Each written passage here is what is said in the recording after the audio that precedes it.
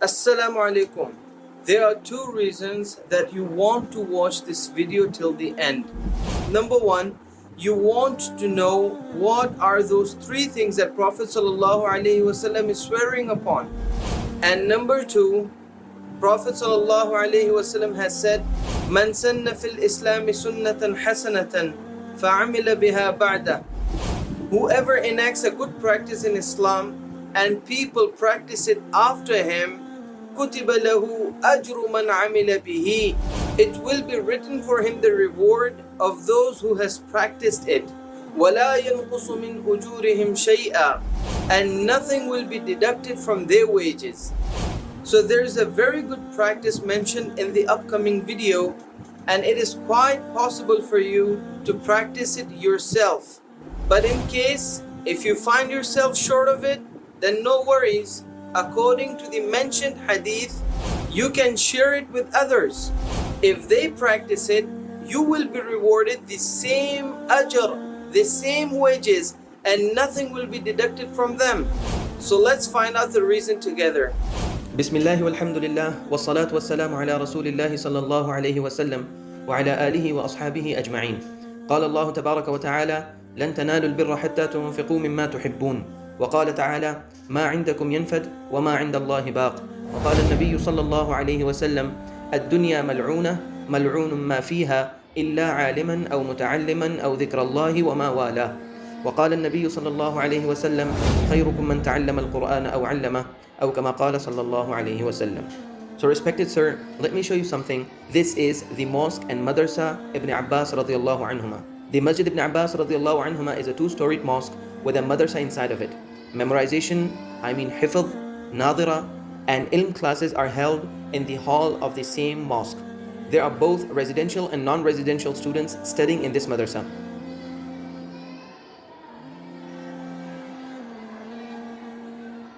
This is the class of Nazira.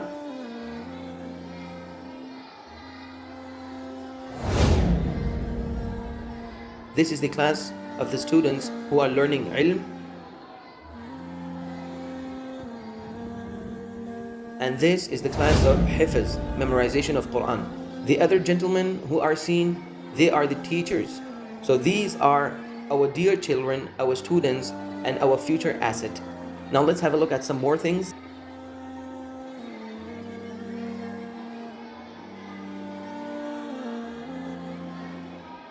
There is an ablution room for the worshippers on this side, but it is very inadequate.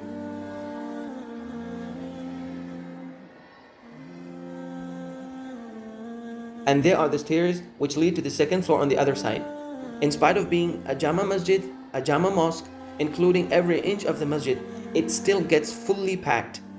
Due to the space constraints in the mosque, we had to adjust the needs of the students in this part of the mosque. So these are some kitchen related needs of the students, some utensils and boxes for stocking food items and some other supplies. The hostel for the stay of students has also been adjusted in this very portion of the mosque.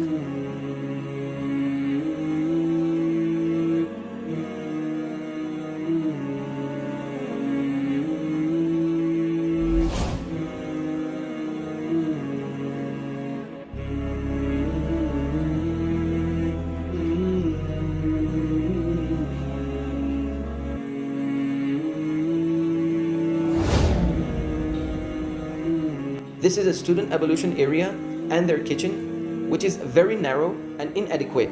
The students and teachers are facing a lot of difficulties in it. So the teachers were very tensed and worried about the solution to this problem. There is a large piece of land in the vicinity of the mosque, but due to the financial weakness of the Madrasa Ibn Abbas radiallahu anhuma, they cannot afford to buy it at the moment. But there is another plot in the Qibla direction, in the middle of those trees. It's owned by an elderly woman who is currently very ill. Pray for her health and healing as well. This elderly woman has agreed to sell this plot to the madrasa for a very reasonable rate. Madrasa Ibn Abbas radiallahu anhu has expressed a readiness to purchase it. The total area of the plot surrounded by the trees is about 65 marlas. The total area is of worth 26 million Pakistani rupees. If it is broken down, then it becomes 400,000 Pakistani rupees per marla.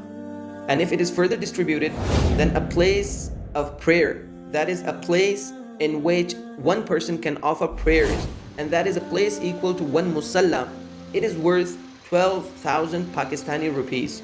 Out of this total amount, the Madrasa Ibn Abbas RA has paid 2 million, after which the land has been handed over to the madrasa and they are allowed to work in this plot. This scene is after the payment of the first installment. The teachers of the madrasa gathered the students and the elders of the area and prayed to Allah before starting the work and sought Allah's help and special mercy. The hands of innocent students are also raising towards the sky and seeking Allah for a suitable place close to the masjid to learn the knowledge, the ilm of Islam. O Allah, continue it till the day of resurrection and make us of those who shall quench the thirst of the ummah and protect the religion of the Prophet ﷺ and become a means of spreading of Islam till the day of judgment. Ameen Ya Rabbal Alameen. Immediately after the prayer, the work of cleaning and leveling the earth began. Now it is the time to present the special message of Allah and His Messenger, Prophet Muhammad ﷺ, to all the benefactors. Allah subhanahu wa ta'ala has said, لَن تَنَالُوا الْبِرَّ حَتَّى تُنْفِقُوا مِمَّا تُحِبُّونَ. You will never attain the perfection of a good deed unless you spend out of that which is dear to you.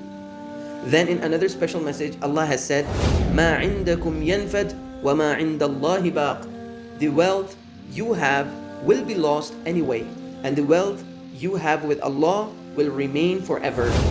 It is a fact that the most beloved thing of man is wealth, and by spending the wealth, one can attain the most nearness to Allah, and Allah will repay each and every penny on the day of judgment when you face Him. Similarly, the Prophet ﷺ has mentioned the place, the opportunity to spend in the name of Allah.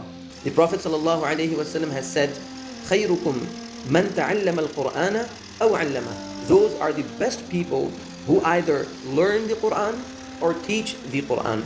And Prophet ﷺ has also said, الدنيا ملعونة وملعون ما فيها إلا عالما أو متعلما أو ذكر الله وما والاه. Prophet ﷺ has said, it is abominable, it is disgraceful, except of alim, the scholar of Islam, or muta'allim, the learner of the knowledge of Islam, that is the student, or the remembrance of Allah, and that is zikr, or whatever is similar to it, and that includes spending the wealth on them. So the Prophet of Allah specifically mentioned the scholars and the students. It shows their value, dignity, and status. They are blessed, and it is a blessing to spend on them. Their existence is the reason to keep the dhikr alive. Their existence is the protection of Islam, and their existence helps spread Islam. If you dare, and the grace of Allah Almighty is involved, then the plot is planned to be built in such a way that in some place a building will be built. There will be the residence of teachers and the accommodation for the students in it. The dormitory and classes, the kitchen, the dining area will be built for the needs of the students, and the rest of the area will be utilized for the entertainment, games, and exercise purpose of the students. This is the wall of the mosque. Here a door will be opened from where the students will be able to move directly into this new madrasa. After the leveling and cleaning of the plot, it is now ready for students to play and have fun in it. They are our innocent students of today, who will become the leading scholars of tomorrow and will serve and protect the religion of the Holy Prophet Muhammad ﷺ, and they will continue to be a source of charity for you in your books of deed.